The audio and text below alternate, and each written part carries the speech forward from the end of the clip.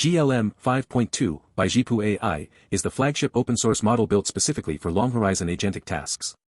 It delivers a rock-solid 1 million token context that maintains quality across hours of complex software engineering work.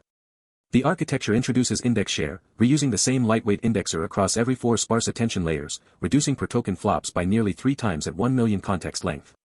On benchmarks, GLM-5.2 achieves 81.0 on Terminal Bench 2.1, a massive 19-point leap over GLM-5.1, and closes to within a few points of Claude Opus 4.8 while surpassing Gemini 3.1 Pro.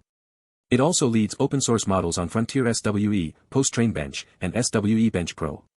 The model ships with flexible thinking effort levels so you can balance speed and quality. Deploy it locally with vLLM, SGLang, Transformers, KTransformers, or Unsloth. It is released under a pure MIT license with no regional restrictions.